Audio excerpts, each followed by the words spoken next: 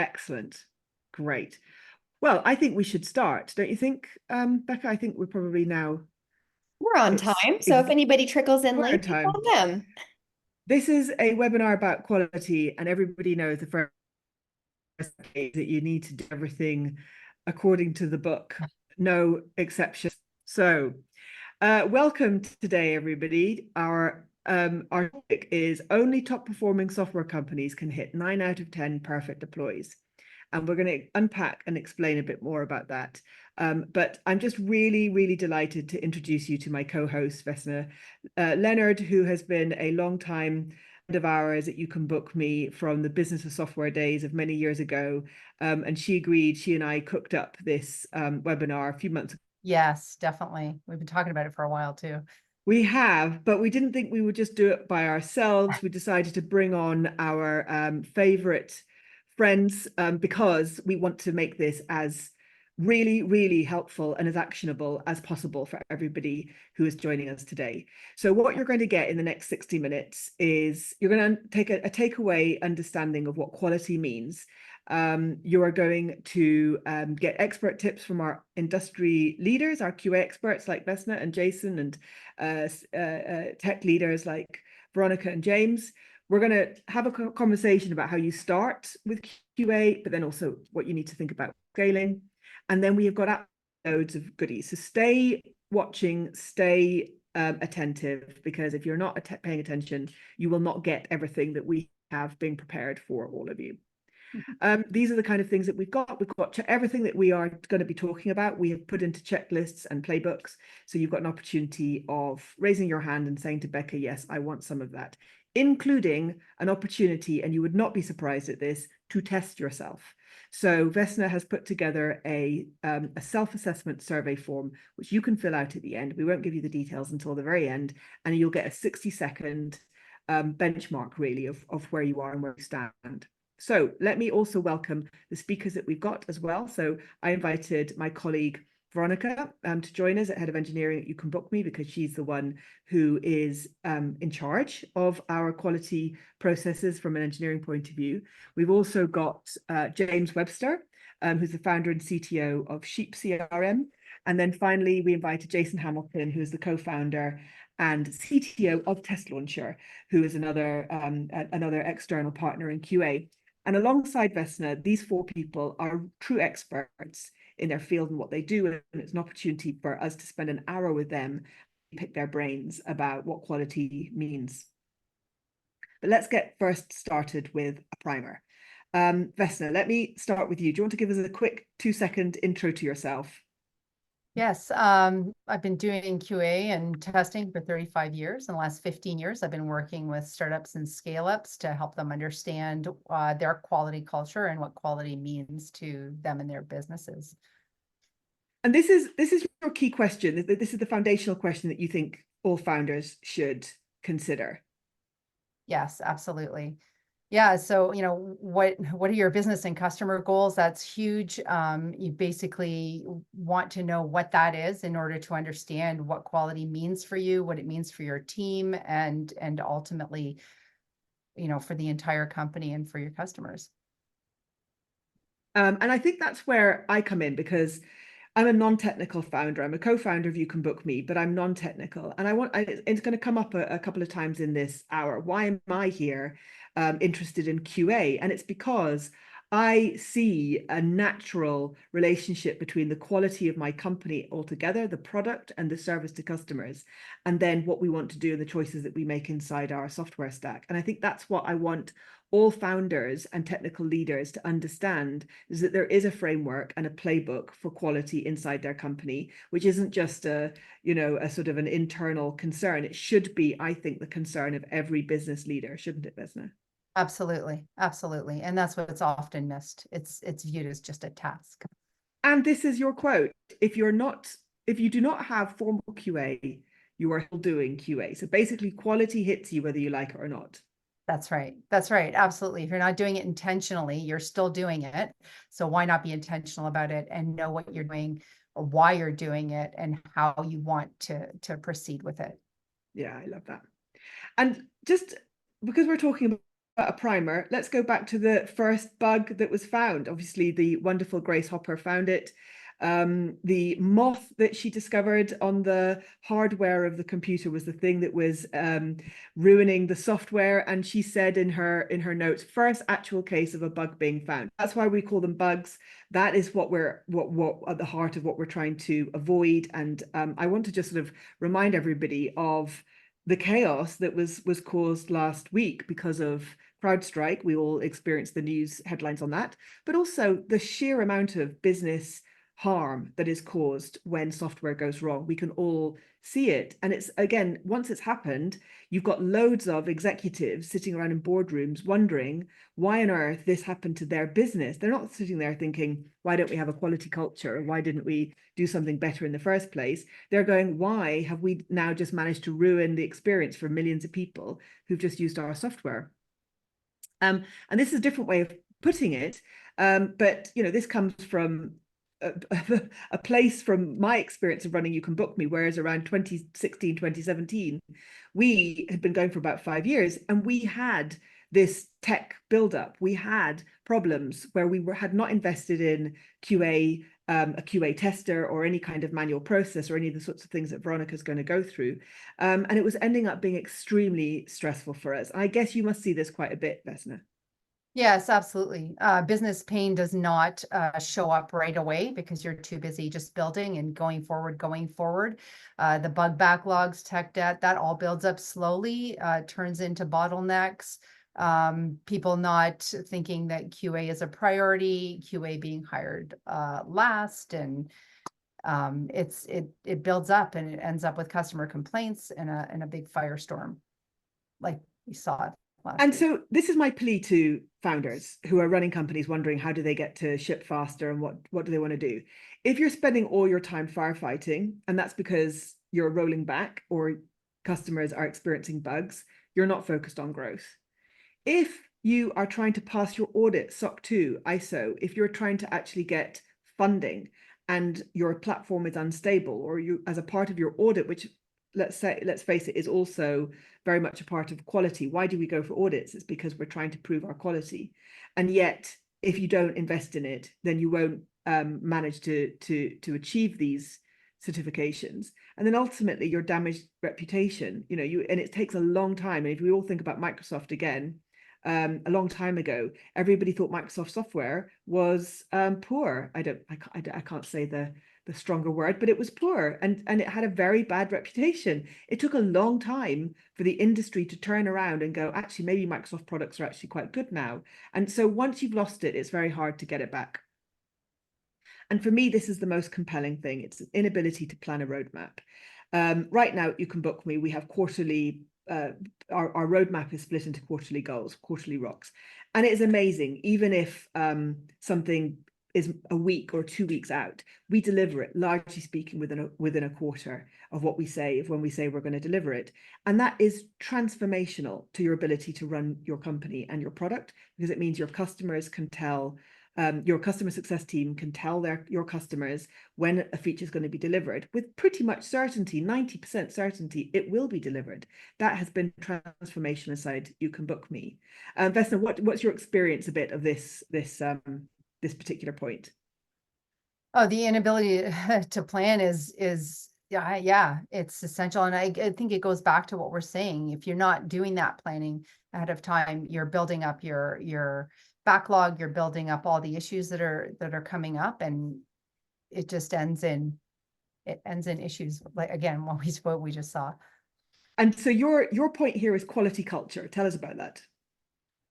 Yep. So going back again, quality culture from the beginning, having backing from leadership, specifically understanding what quality means. We often overlook that because we're constantly building forward. As you grow and scale, if you don't already have that framework and that base, it's going to hit you hard when something does come up and happen. I work with companies where we start off really young and early, and we build that framework, and they don't end up with those frantic moments. I love it. Well, you can see my background. We have on our poster, we've got all of our values in our meeting room.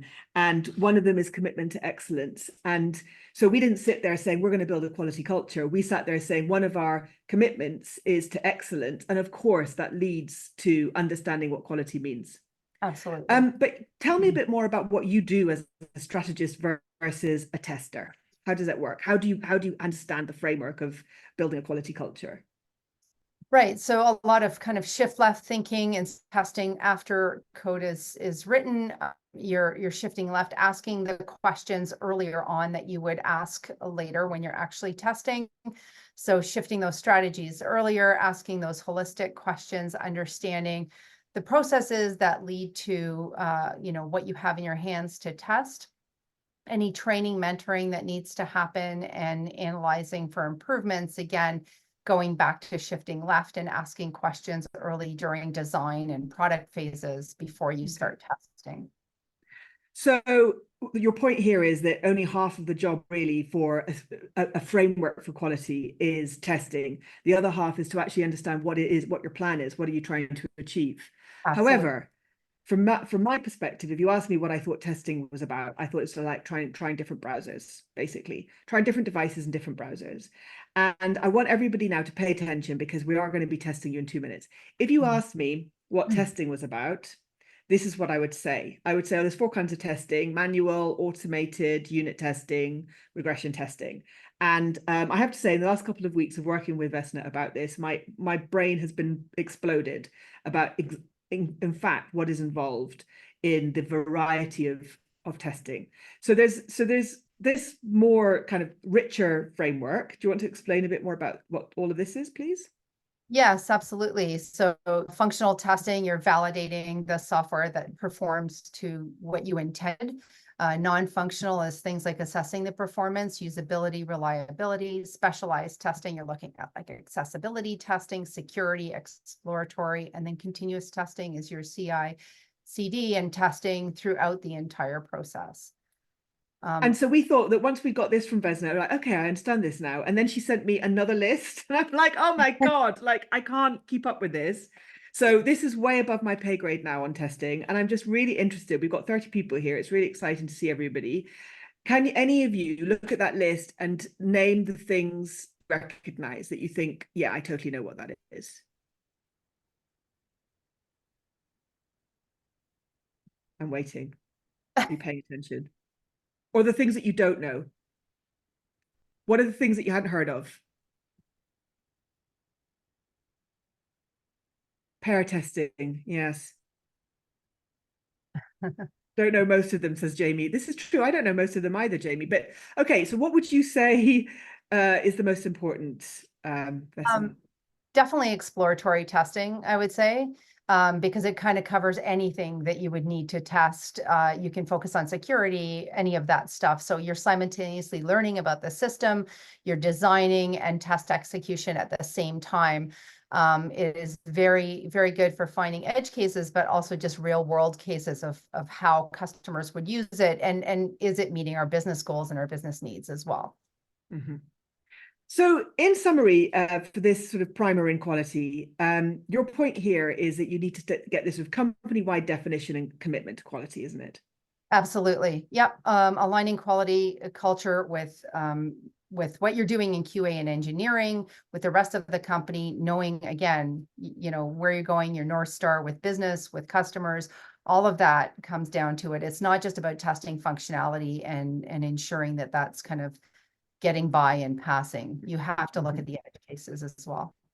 And I want to take, that famous move fast, break things quote from Facebook, and we've turned it into ship fast, make things, because I think if you can ship fast because your quality is good, you can make more things. And from that, I want to first of all make sure and remind you get to test yourself. You obviously get to test yourself at the end of the webinar so that you get more of Vesna's wisdom and you can see what you are doing here. But I also want to move on to Veronica, because as head of engineering at YouCanBookMe, this is her day-to-day bread and butter. I haven't actually tested her on how many different use cases of testing there is, but I know she is extremely experienced in what she does. Welcome, Veronica. I haven't quite seen your face yet. Maybe it takes a while for you to say hello to us. Here she is. Hi. Oh, hang on, let's get your audio up as well. It might be that we have to let the panelists speak. We're testing out this Hi. web. There she is. Hi, Veronica, welcome. Hi, everyone. So tell us a bit about your quality philosophy. So I think it's very much aligned to what Vesna and you cover. At YouCanBookMe, our customer is at the center of everything we do. So quality is non-negotiable, basically. It's a key part of the delivery process. And I will talk about that in a minute as well. And it's prioritized in terms of resources. Mm-hmm. And this is, I want to show this off because this is, explain a little bit about what these columns mean. And then I want to give a bit of context here. So what do all of these numbers mean? Yeah, so this is according to the DORA metrics. This is how we perform in terms of performance. So YouCanBookMe is an elite team, and those metrics are based on the development frequency. So we do that on demand several times per day. The change lead time, which is basically the time since you commit a change until it goes live, less than 1 day or even less than that, I will say for our case. The change failure rate, very low in our case. We will talk about it as well later. And the recovery time when your deployment fails should be less than an hour if you are an elite team. And we mark all those. So that is where we stand in terms of performance. And what the point I want to make about this is that YouCanBookMe was not always like this. There was times when we really struggled, that you would say that we were in a low to medium level of performance. And I can just say that when you're there, it's incredibly stressful. If you're doing QA on your customers, basically you don't know whether your code has got bugs and you wait for your customers to tell you. It's stressful. Or if you roll out and you have to roll back because you've just brought the service down, it's stressful. And so you have this buildup of stress and firefighting inside your ability to deploy. And you also lose confidence in the rest of the company that you're going to be able to ship. So underlying all of this, and Jamie's talking about the ratio, and I'm going to come back to that, Jamie, because you're right. And I want to ask what people think. But basically, an investment in this process got us from being a low to medium level of ability to being able to ship. And that's actually what we want to do. So if you take what Vesna was saying at the beginning, which is you have to align your business and customer goals. Our business and customer goals that YouCanBookMe is to offer customer value, to offer value in the product to our customers. We have to ship. So we ship twice a day. So this is the ratio. It's about essentially a third of our engineering team under Veronica's leadership is our testers, one automated and for people who are here, what is the ratio? What kind of ratio do they go by? And also Vesna and Veronica, in your previous software teams that you've worked in, is there any benchmark or rule that you know of? So I will say there is no rule. I saw in the chat that someone said, wow, that ratio is quite high. And I will say probably according to the industry in general, we have a lot of QA engineers.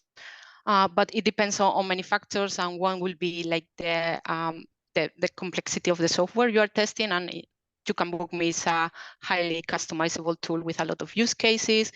It depends on the quality standards you have, and you can see we commit to excellence. So and it depends on how much your engineering team is. So in this case, our development team is really fast, and not long ago we added one QA engineer to our team because we wanted to ship fast, and QA needs to allow you to do that. It's not hold you back, quite the opposite. And somebody's asking about there's no exploratory testers. I don't know. I don't want to speak for you, Veronica, but the point that you were making to me last week about one of your testers, you were explaining a really good QA tester gets better over time. Is that right? Because they're able to ask questions in this sort of exploratory way that Vesna was explaining. And they know the product a lot better. So you don't need to tell them what to test. They tell you what they think they should be testing, and that comes with time. Mm-hmm. Yeah. So let's just talk us through Veronica's process. Do you want to just you talk me through, and I'll try to follow you with the clicks. Sure. So we do 6 quality checks as part of our development process, and we are going to show you our Jira board so you can see how we do it. So first is when we develop our changes, we include unit tests, integration tests with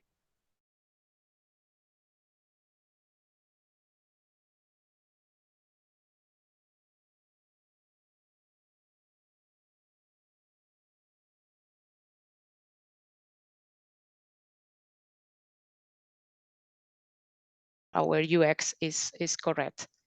Then we move into quality, and that is where our QA team comes into play. So this is manual testing for all the tickets, one by one in our development environments. And if they look good, they are moved into our staging environment. And there is where we do a final check with all the tickets together when we have the change set for the next day to go out. And that is two kind of final checks before we move into monitoring. One is manual testing, making sure that everything together is working fine, and it's also end-to-end testing, and I will cover that. So yeah, automatic end-to-end. This is basically regression testing. We make sure every night we have some automatic builds that they are run overnight, and in the morning we make sure everything is okay. And this is actually a screenshot of our Slack channel. And you can see one of the builds that we have, it was failing. Our QA automation engineer told us this is exactly what's happening. And at this point of time, the release is a stop.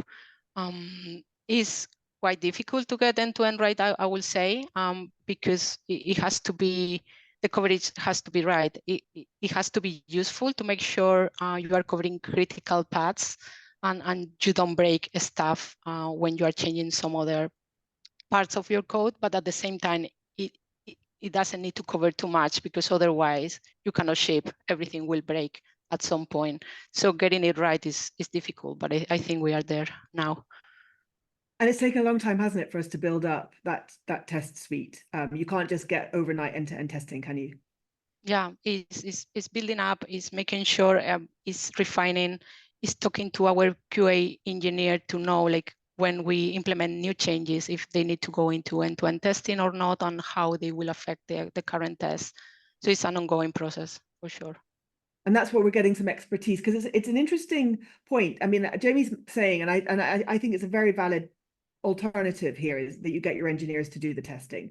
But I would just kind of raise this as almost like a devil's advocate point, that you can't do everything in a software team. And if you have, let's say, squads, and you have groups of developers that are only working on one particular part of the code base, because you're trying to keep them, you're trying to avoid complex waterfall style software development, and you want to be agile, so everybody's saying get squads, get cross functional squads, you're then going to get developers who are very specialized in the area that they're working on, so they can test what their bit of the system is doing. But then you haven't got the holistic understanding of the full end-to-end impact on the software. So this one is, pre-selections test. Like, it's not necessarily the case that a developer working on a different part of the system might not appreciate the fact that is actually going to be affected. Am I right about that, Veronica? Absolutely right. And software engineers are expensive as well. And you are placing your resources on testing, on developing, or doing everything. So of course, if you get QA engineers that they know their job, I would say is much better. Okay, so let's talk about them for a little bit. Bugs. So this is real data from YouCanBookMe. This is currently how we're doing. 70% of the bugs that we do find are fixed. You're running a 24% bug backlog. Do you want to talk us a bit about what your theory is around how you handle bugs? So basically, I will say, like, if you have a good QA team finding bugs, you need to resolve them. Otherwise, it doesn't make sense. So that's why we resolve most of them. And then that 24%, fourth of them, they go into what we call Kaizen, which is kind of continuous improvement. So we have a backlog of bugs. We think they are important, but they are not urgent, and they are prioritized as well. So when we have time, we need a filler task for our software engineers, then they go there and we fix bugs as we go along. That's why we reached that almost 71% of of bugs resolved. And again, I don't know. I mean, I don't know what the industry standards are, what people, how much people tolerate it, but it's a business decision. And can I just bring you back in, Vesna? What you were saying before about business goals and customer goals, like how do you see people treat, the bugs that are found? Yeah, it's a mishmash. I mean, I see people focus on bugs and fixing bugs and making decisions to look at certain bugs that might not impact the customer the way they think it does. They haven't looked at that, or they haven't looked at how it's impacting the business. They're just there to kind of get rid of the bugs and fix them. But not all bugs are equal, and you need to be intentional about how you're doing that. Right, because we're not just trying to kind of do a 100% perfect scorecard, because it could be a disproportionate amount of time spent on a bug that's basically an edge case. Yeah, and bugs are, depending on what you think a bug is, like it's very open-ended. But this is you did some work for us, Veronica, to work out what the last year has been like, and talk us through this. Yeah, we were talking about Metrics before, and how YouCanBookMe is an elite team, and it's because we released in the last 12 months 484 changes, so that's more than 2 changes per day in average, and only 44 of them had to be rolled back. And I have to say, most of them, they are rolled back right after we release. So we are monitoring the logs as we release, and most of them are noticed, and in one click we can roll back.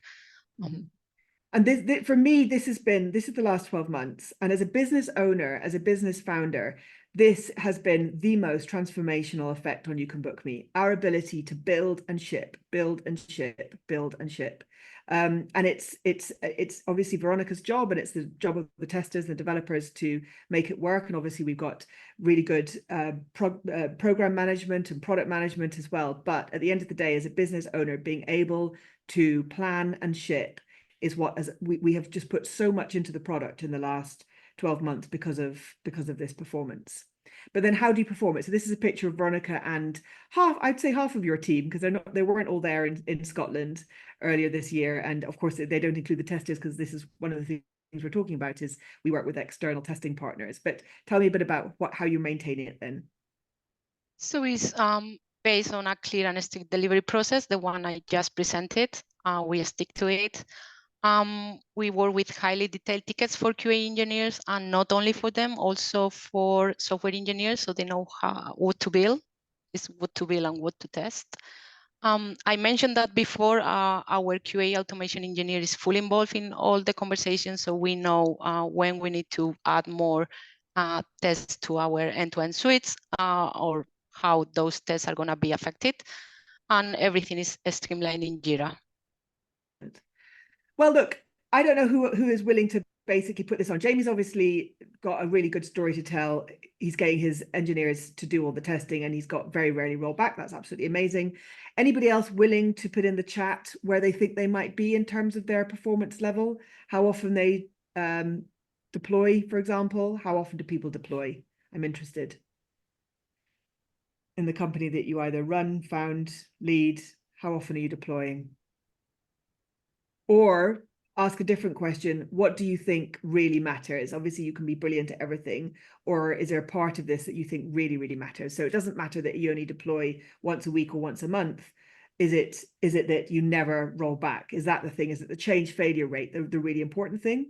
Or, for example, failed deployment recovery time. So that's how quickly can you rebuild all your environments to get going after a major failure. So it's critical failure. If it's going to take you at the bottom a month to do it, is that unacceptable? Joran is saying they deploy daily, multiple. That's absolutely brilliant. And how does this approach change in regulated industries where releases need to be scheduled on a cadence of 2, 4, 6 weeks? I obviously can't answer that question, but maybe Vesna, can you? Yeah, I mean, it's just individualized, so it's something that that you need to how that's going to fit into how you can reach this. Maybe you can't do this. This isn't for everybody, right? Like what you guys are doing specifically. Well, I was on a network recently where a founder was told that he wanted a vendor, basically wanted a customer wanted a third-party vendor to literally review the code and review the quality of the deploy as a part of the contract, which is absolutely incredible. So I understand there's an audit trail here, which is quality. So if that's what I would say, is that's what you have to do, that you're being audited in a sense, which is also meeting quality standards. So it's part of the quality culture of the product. I'm sounding like a pro here, aren't I, Vesna? Yes, you are. Definitely. But again, put it into what you need in terms of like Ron is saying, 2, 4, 6 weeks, as opposed to daily, but you can still do it. Yeah. I mean, I think the important thing is you're deploying when you intend to deploy. Your plan, whatever your roadmap is, whatever your planning is, whatever your feature release is, you're doing it on a schedule because your quality process is on. Well, look, some of you have commented how impressed you are with Veronica's story. Thank you very much for coming on and telling us about Veronica. You do get the playbook. If you would like to get more, you do have to comment now. You can't just lurk in the chat. You have to say playbook, and Becca will grab your details and make sure that you get sent it, because we've got more information about how we're doing it and how she is doing it. And yes, I think that it's well worth us learning from each other, from people, from engineers who are doing, even Jamie, if your engineers are doing QA, they should still be learning about Vesna's full list of what gets checked, or the way that Veronica is running things in terms of the process of what's being checked, because quality is still quality regardless of who does it. Corinne likes lurking. You never know, Corinne, you can also learn from quality. I'm glad that you're here. It's lovely that you're here, and everybody can learn. As I said, commitment to excellence. This is the standard for everybody. So anyway, you can also make sure that Becca gets your name and number. You can DM her whilst we move on. I want to kind of go back to Vesna. First of all, thank you very much, Veronica. I appreciate it. I know it's a very busy week. We actually have multiple deploys this week of really quite a significant nature, and so I have pulled her out of her day job to come and do this with me. So I appreciate it. Thank you very much. Sure. But you are allowed to go back into the lurks. So leadership. I've talked a little bit about this. I'm a non-technical founder, but I've cared about this for a long time. And that's what's got me into it in the first place. And this is your big point, isn't it? If you want to scale, Vesna, this is what you need. Yes, absolutely. So having leadership involved, or leadership understanding it from the beginning is huge. Being intentional, understanding what quality means, all the different things that come into play with that. Winging it does not cut it. Relying on customers doesn't cut it. Your business quality and your customer quality is what's important. Okay, so let's talk about the most common favorite post on LinkedIn, which is all the mistakes I wish I hadn't made, and everybody loves that. But the point is that we're learning from mistakes, and somebody like you, Vesna, you've seen them all. So do you want to just briefly talk a little bit about these things that you've seen go wrong in teams, about why they're ending up on the low scale rather than the elite scale? Right. So originally I started with companies that were small, and we started with a QA framework from the beginning and watched it grow as people came on, and we didn't really have these issues. Now I'm working with companies that are like 50 to 200 that actually are having these issues. And I've nailed it down to some of the ones listed here, lack of cross-product testing, juggling customizations, all of those things come into play because they're just natural if you start it from the very beginning. This is your big point, not having a QA framework from the start. This is really what we're trying to capture here, is we're trying to start a conversation with founders to say, you have to think about this. Absolutely. Absolutely. And it's not too late. It's just harder to do later on. But definitely something that needs to happen. Again, seeing it from the very beginning, it just runs smoothly after that. And I know we're going to bring in our next guest, James, but in a second. But what happens if you're playing catch up, Vesna? What are the options if you're sitting here watching this going, oh God, we're right at the bottom. This is why my life is super stressful every day because we can't seem to deploy. What are the options? Yeah, so hiring just a tester, or if you don't understand QA or testing, that's a plethora of testers out there and their knowledge. Getting someone external, like we talked about, having an external strategic QA person, that's the quickest way to kind of get it. You also want embedded external tactical testers that will come in within engineering that will tie everything that you're putting together as a strategy, bringing in the company culture, quality culture, all of that stuff, and building that framework. It doesn't take long, but it can be done. So I just want to make sure and remind everybody at the end of this call, we're going to show you a QR code that you're going to be able to do your own self-assessment where you can QA yourself and get all of Vesna's wisdom in one sort of 60-second QA. But let me welcome James. Lovely to meet you, James. Thank you for having me. I'm going to hand you over to my co-host Vesna to interview you because you work with her all the time. You have a different way of doing it to Veronica, and we're here to basically learn about all the different options. So I'm going to be being your controller, Vesna, for the different slides.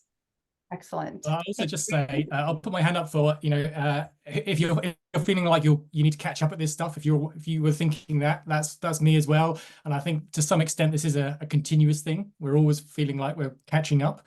And just want to thank you guys for bringing this together, because this is just raising loads of questions. I'm getting loads from this, just sitting here listening to you guys. So I can share a little of my story and maybe that will help as well. Excellent. Oh, wonderful. Thank you so much for doing this, James. You know, I'm a big fan. So a couple of questions then. When did you first start thinking about QA? Well, I think I've been around a bit. And so starting this company, starting sheepCRM, QA was a thought right from the start. But I would say thinking about it, knowing it, being able to tick off that, yeah, I know what those things were when we listed them earlier, is different from doing it. And doing it is differently from having a pattern and a habit of doing it regularly. So yeah, I think about QA. I'm passionate about it, and yet I'm disappointed at my own performance going forward. And as I say, I feel. And I'm going to leave this with loads more passion for wanting to catch up and to speed up. But so yeah, thinking about it a lot. We've had a relationship now for a number of years across a kind of a number of companies, and I've really valued having an external pair of eyes. So I think that's also what I'm really getting from this is different viewpoints are just so valuable. Seeing how other people do it, seeing the setup you guys have got. Yeah, it's kind of, there's something in that. We can steal some of that. So. Absolutely. Steal away. That's why we're here. Yeah. So what does this look like? What does your setup look like? And as you scale, what do you envision? Yeah, so what you've got sketched out on screen is, so we have a nominal weekly release, so we have internal releases going on. So the developers are releasing to our test systems multiple times a day, and that's always available for us internally to check again. So we do our own kind of testing on that. And then we pull it all together for a kind of a regular weekly release. And we've moved from having ad hoc releases throughout the week to actually collapsing it back to a single to give us a bit more control, partly also to help us communicate out to our clients, our users, so that we're getting a nice clear message. Have just changed the layout of Gmail or something, and I guess half the people love it and half the people are just really upset that something's changed. And I think managing change for our stakeholders is a tricky thing to do, and no matter how you broadcast, how you queue them up, you can still have grumpy people who aren't happy that their beloved feature has just been changed. But the beloved feature that you spent hours and hours improving has just got worse in their eyes. So trying to manage that has brought us to this kind of a cycle. And I suppose the other thing to say on this is it depends a little on the maturity of your product. So yeah, just to be clear, I'm also in a SaaS context. So we've got microservices which are deployed separately from this cycle, and they are deployed kind of when they're needed. I just had a quick check coming on here. I've got a service that's been in production for over a year without a deployment, because it doesn't need changing, it just works. And that's, there's something about stability and long term. So don't everyone rush to deploy every 5 minutes. The perfect world is that your software already does everything that your business needs, so you don't have to change it. But more likely, you've got or if you, and this is where we're trying to get to, is bits of mature software that never change and therefore in theory don't break. And then we've got the bits that are changing all the time because we're responding to customer demand, we're releasing new features, and it's about that that needs to be careful. And then the biggest problem, and the problem that which I really look to Vesna's team to help, is when you bring all these independent bits together, the unexpected combinations. So we saw it earlier. I think someone was asking about do we get developers to do their own QA versus having independent QA? If you get independent QA, does that let the developers off the hook? Do they stop caring about quality because someone else is going to pick it up? I've been through these kind of fights in big companies before, but really, no matter how good your engineers are, they can. And I think Bridget was making this point earlier. They can only really see what they're looking at. They're inevitably unable to see the biggest picture. So you need someone who is carrying on their shoulders the job of holistic QA. And so I would say you've definitely got to have this blend in your setup. Absolutely. And in QA, it's our job to ask questions and to see everything across the business, across the customers, and to ask those questions continuously. And that's hard to do if you're focused on very specific areas. Agreed. Excellent. Thank you for that. I love it. I think that's all I had for questions. Bridget, did you want to? Well, I want to remind everybody. So we asked James some questions before. We've got the case study from the sheepCRM on a checklist so that you can see and understand what he's been doing. He's different. If you want it, you need to put checklist into the comments so that Becca can grab your name and we can make sure that we send it to you.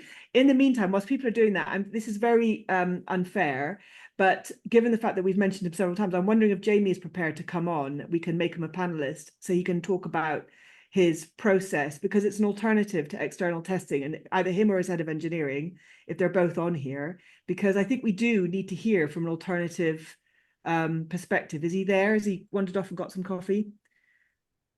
Jamie, are you hearing this, or your head of engineering? Well, oh, he's here. All right, we're making him. Brilliant. Jamie, thank you so much. This is completely unfair.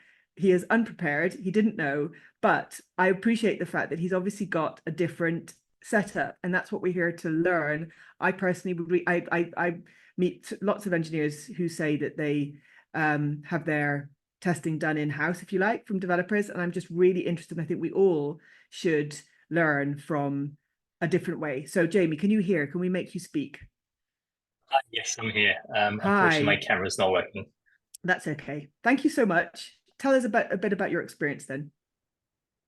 I'm very conscious of getting in trouble because my head of engineering is also on the call listening in, so I don't want to say anything that that might throw him under the bus.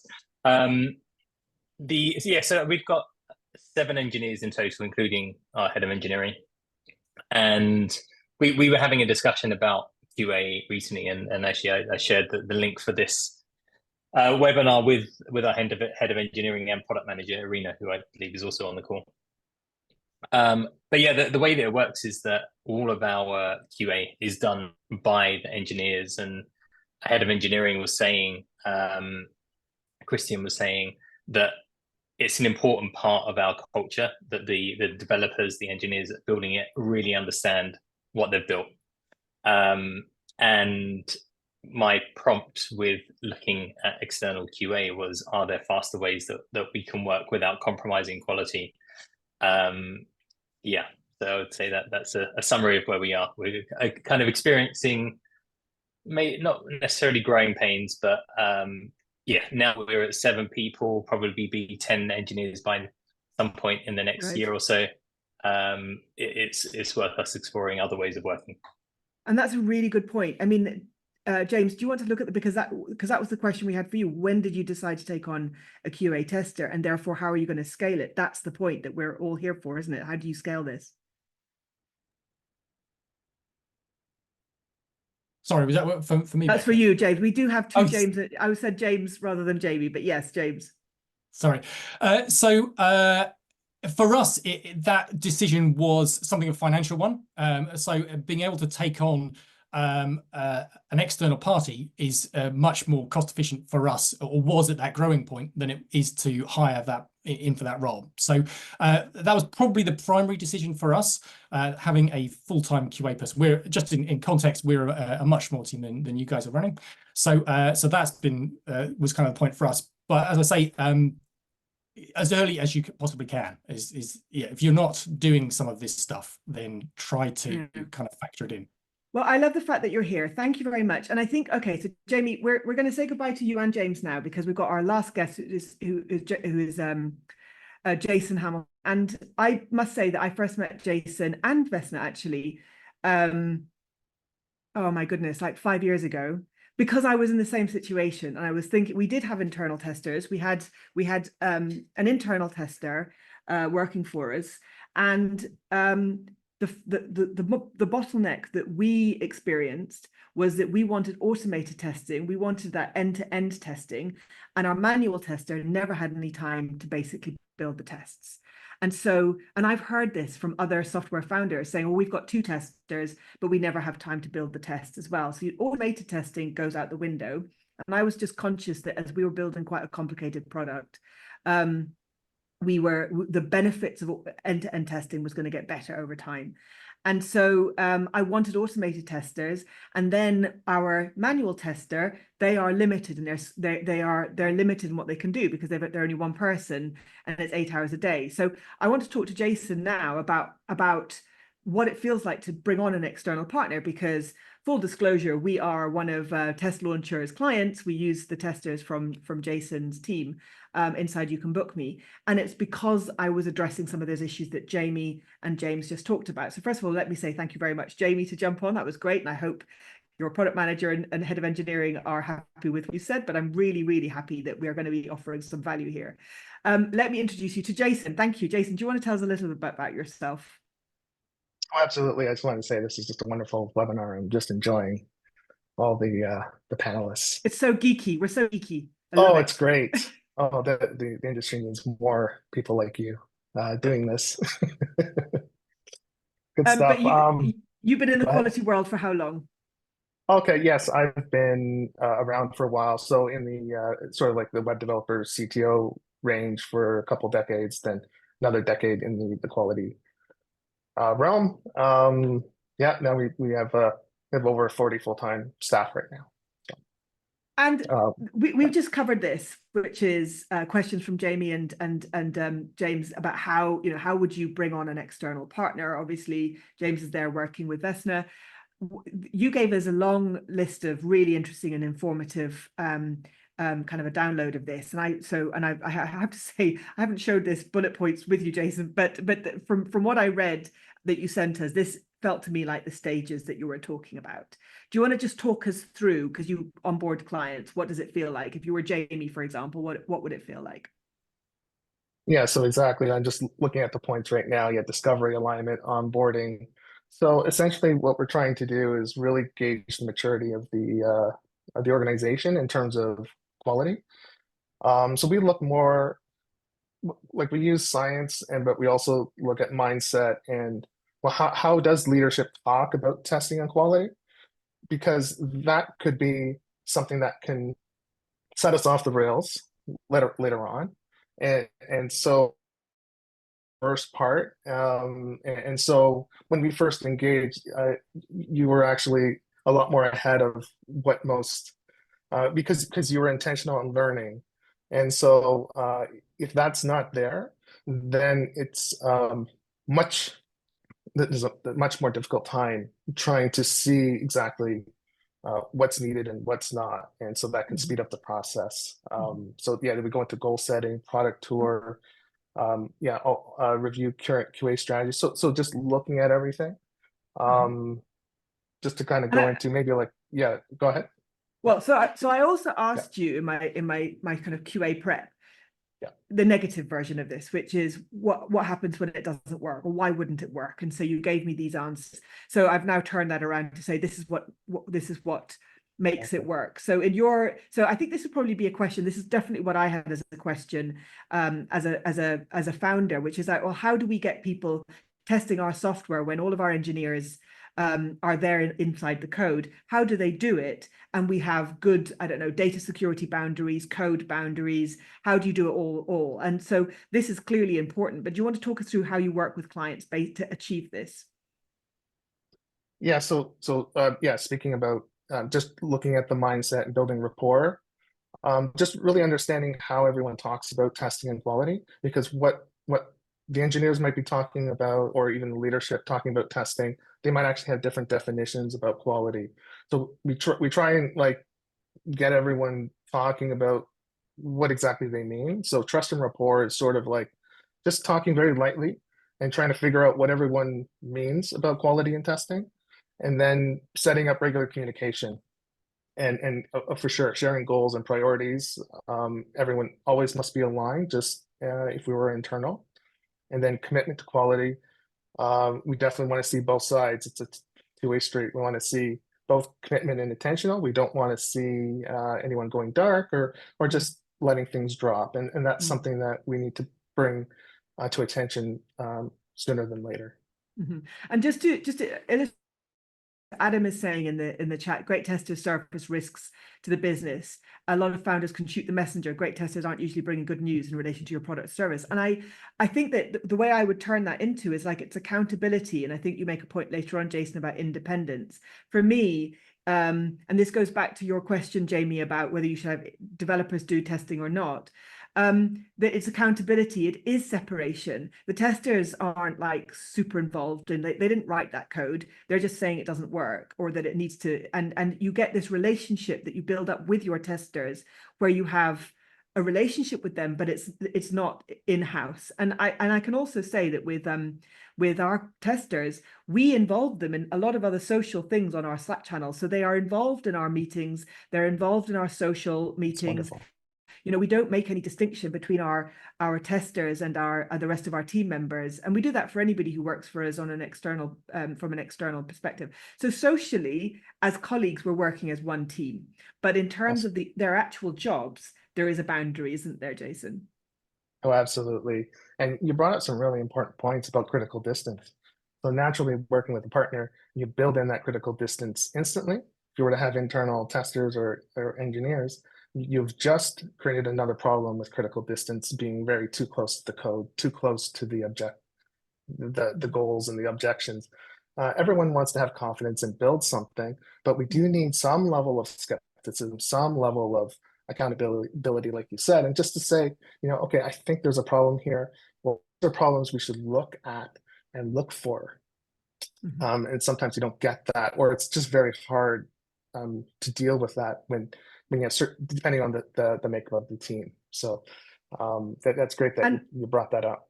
And the other thing I loved about what you said, Jason, was that people will recognize UI UX. They'll recognize Net Promoter Score or CSAT scores for customer support. So, and I mentioned before auditing. So as a company, you will have this idea that you need to meet some kind of quality score for customers. What are customers saying about you? What their reviews are? Would they promote you? Would they recommend you? You also have to do a lot of work on your UI and UX to improve the quality of your product. So QA is not just about testing. QA is about this quality across the company. And I think that if you can understand quality in terms of how it affects your customer from the product perspective or from the customer perspective, then you will understand what we're talking about when it comes down to QA. Exactly. Yeah. What I was talking about was, we can kind of score, and you can do this in many different ways. Just externally, like all the qualities, rather than looking at the big word quality, which can be vacuous. Let's pick some qualities that what are our strengths, and really go to town on those. Then what are some qualities that we might need to improve upon? And so when we work from that mindset and that level, then now we have something tangible to like work at as a team. Just like how values, you don't pick all the values, the thousands of values that your team is, you pick maybe 3 or 6 that that you strive for. So same thing with quality. You pick a few that you want to work on. Yeah. And these are the examples of things that you do anyway for quality.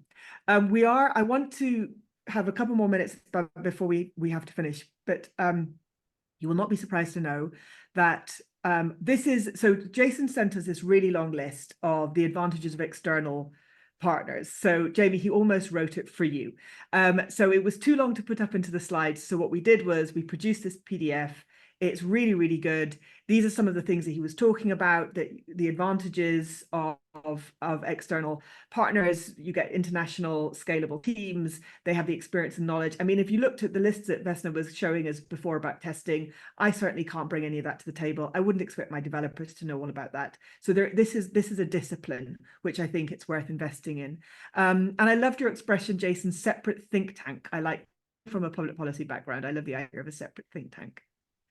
So if you would like Jason's execution scheme, you have to comment epic. Our words are now getting more and more exciting. I think we need to have Adam on the call next time as well. Adam, we haven't got time for you, but I would like to meet you because I know that you're following along. So everybody, let Becca know if you would like to get more of Jason's wisdom. Thank you very much, Jason, for joining us.